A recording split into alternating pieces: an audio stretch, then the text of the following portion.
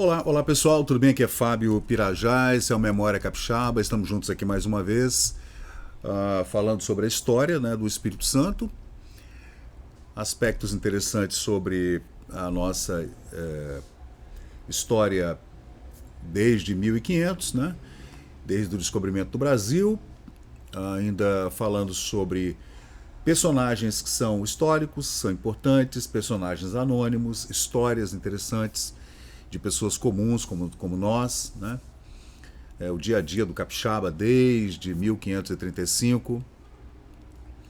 As imigrações, né, que é um assunto que me interessa bastante, até porque todos nós, dentro de um tempo histórico, somos imigrantes, ou tivemos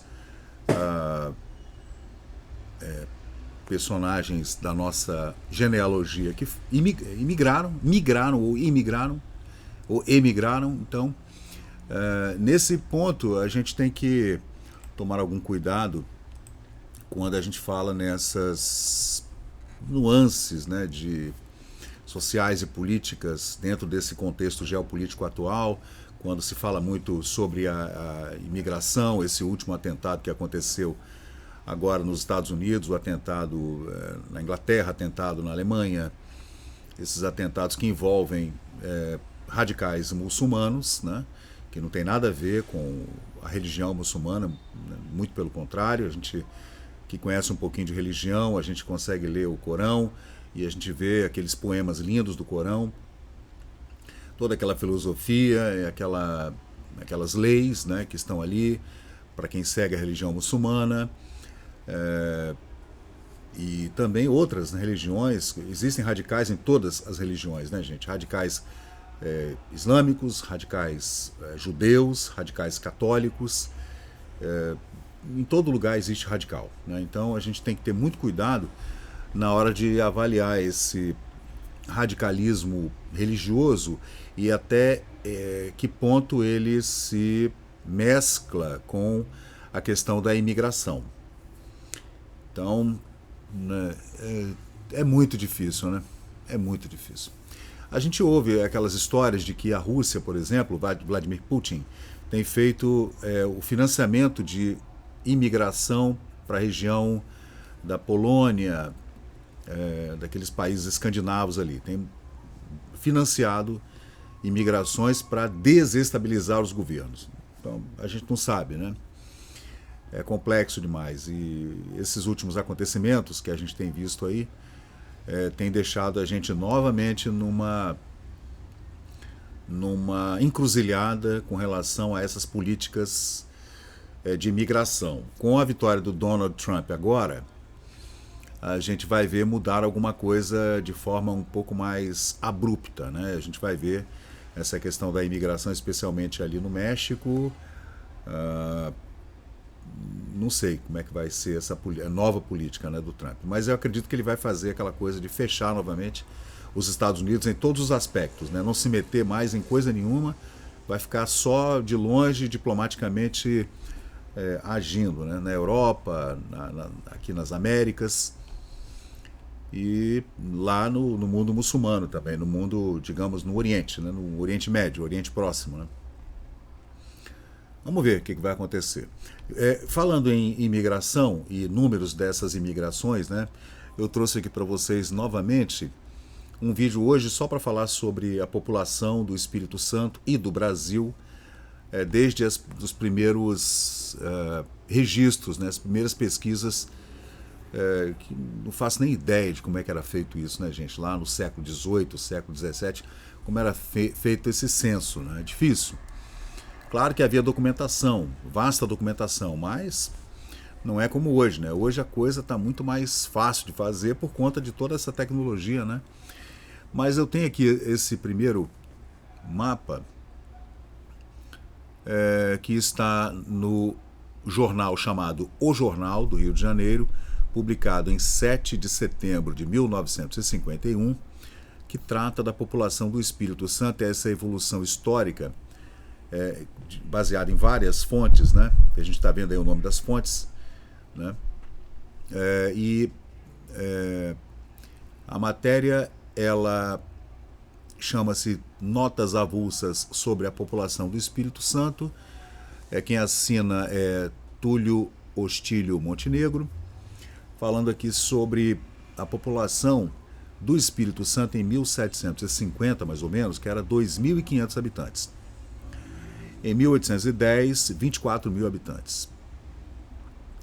Em 1817, 41 mil habitantes. Aí a fonte a gente conhece, né? Saint-Hilaire, que esteve no Espírito Santo nesse período, né?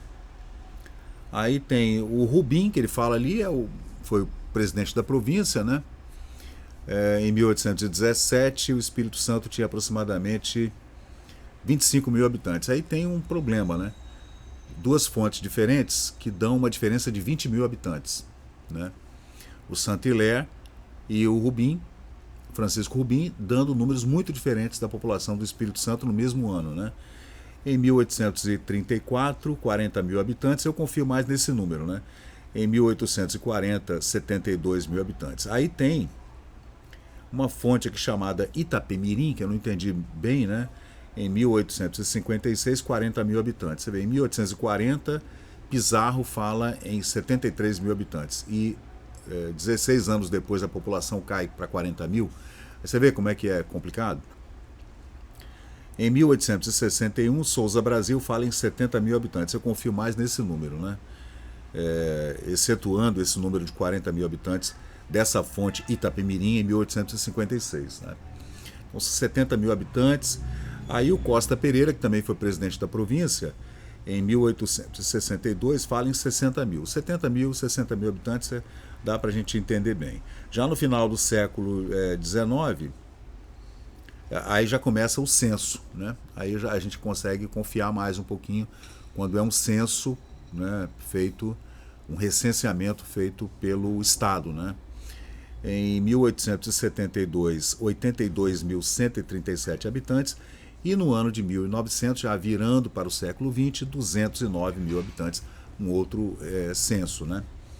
Aí a gente vê aqui, eu tenho outros números aqui antes, publicados na...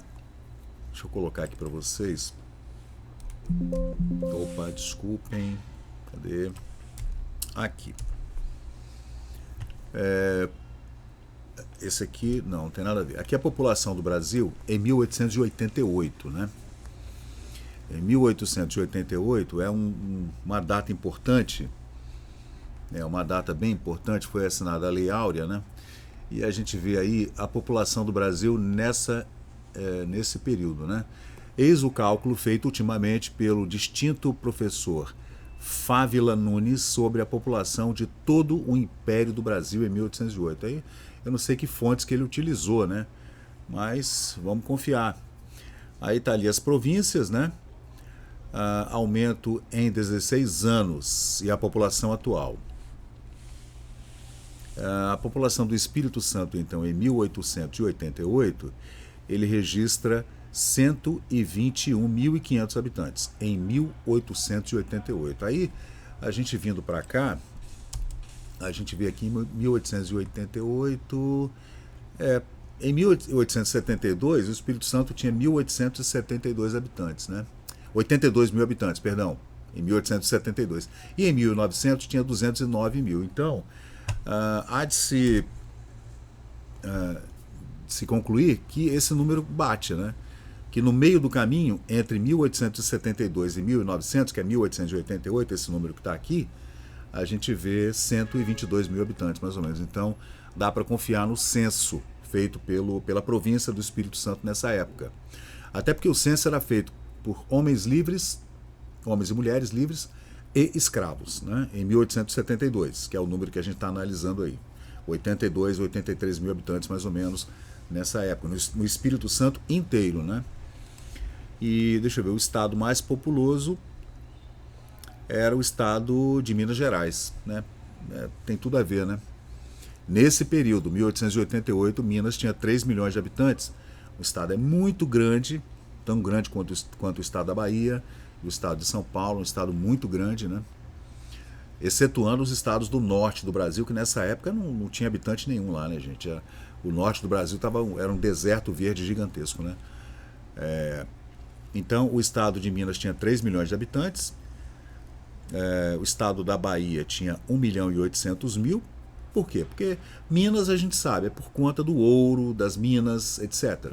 Então, é claro que a população acorreu para Minas no século 17 e 18, para a extração do ouro, da prata, de pedras preciosas, semi-preciosas, etc. Aí tem São Paulo e Rio de Janeiro com mais ou menos 1 milhão e 200 mil, junto com Pernambuco. Pernambuco também foi a principal capitania mais rica do Brasil. Durante o século XVI, XVII, foi a capitania mais rica do Brasil. Nos primeiros 2 séculos, né, da colonização do Brasil. E o Brasil, então, tinha 14 milhões de habitantes em 1888. O estudo do professor Fávila Nunes, publicado na revista, essa é a revista do Instituto Histórico, que está na Biblioteca Nacional, é de 1888, né?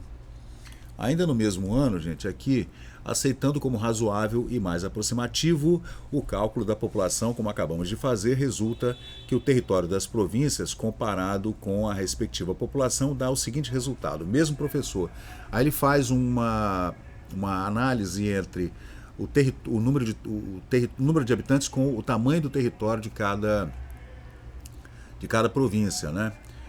Então, vai vendo, o Espírito Santo tem de superfície 45 mil quilômetros quadrados, né? Com 2,71 habitantes por quilômetro quadrado, né?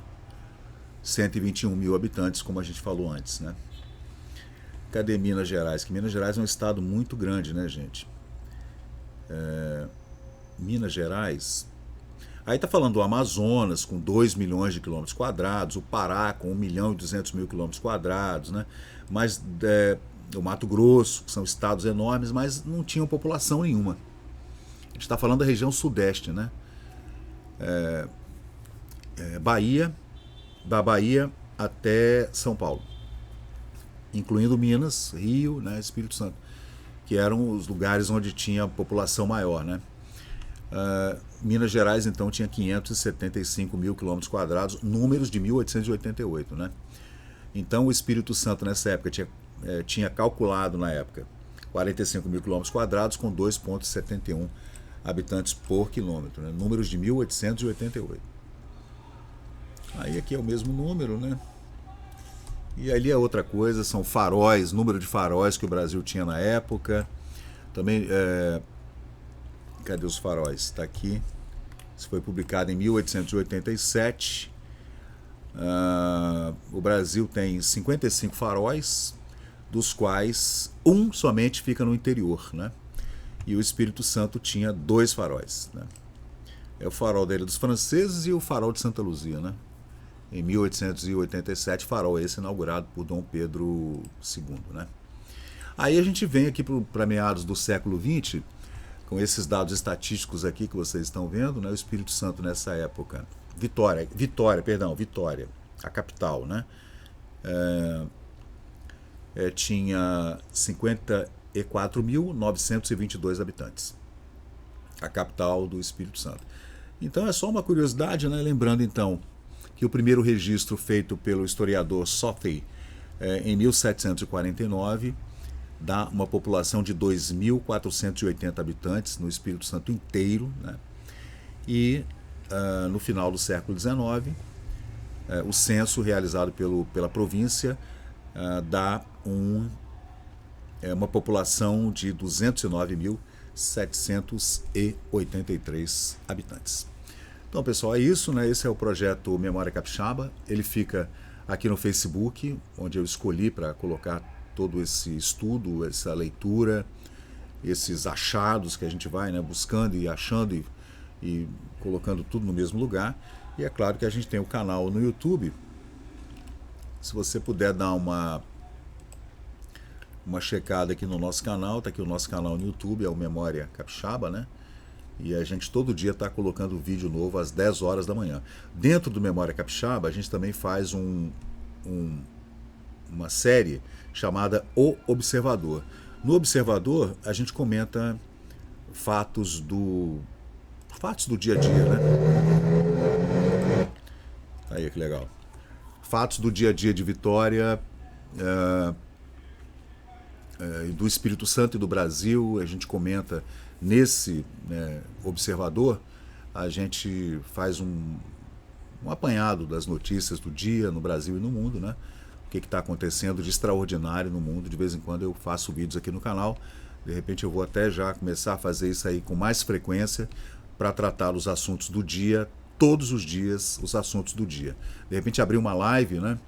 E comentar com quem tiver a fim de bater um papo na live, os assuntos do dia.